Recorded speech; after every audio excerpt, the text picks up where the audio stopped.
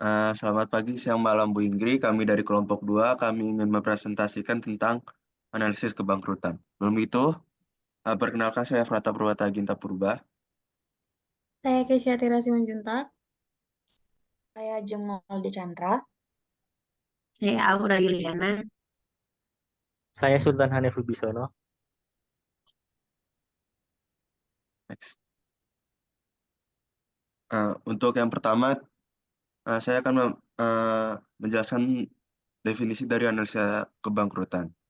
Analisis kebangkrutan itu adalah proses untuk menilai kemungkinan suatu perusahaan mengalami kebangkrutan di masa yang akan datang nanti.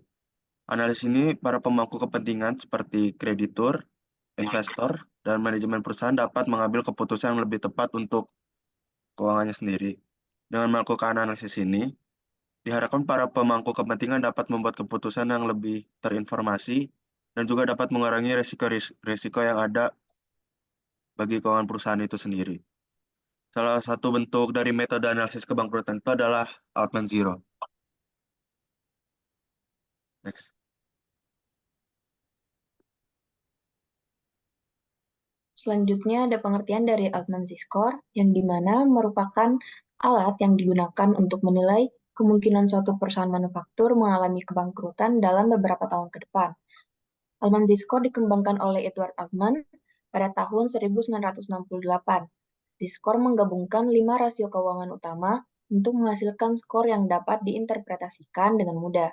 Adapun rumus dari Altman Z-Score itu sendiri, yang dimana Altman Z-Score sama dengan 1,4 dikali A, ditambah 2,1 dikali B, ditambah 3,3 dikali C, ditambah 0,6 dikali D, ditambah 0,42 dikali E.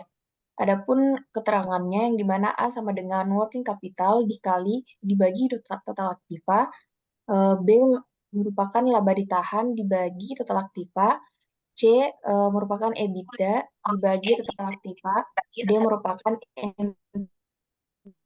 atau market value of equity dibagi total debt, dan E merupakan sales dibagi total aktiva.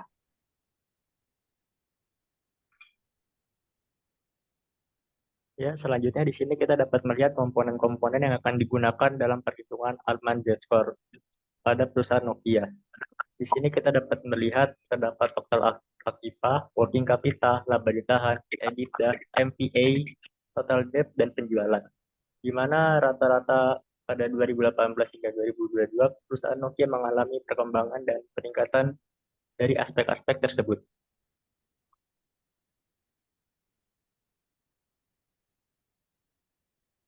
Bisa dilihat dari grafik Z-score dari tahun 2018 sampai 2022. Di sini dari tahun 2018 sampai 2020 tidak memiliki kenaikan sama sekali.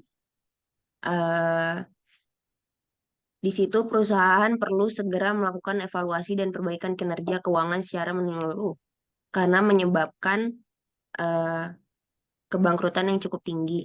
Namun di tahun 2021 dan 2022 mereka terdapat kenaikan yang mengurangi penyebab kebangkrutan tersebut.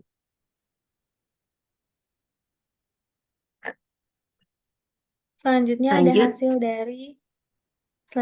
hasil dari penilaian Z-score, yaitu berdasarkan dari nilai Z-score Nokia itu ada pada 0,73, yang itu artinya berada di bawah angka 1,81.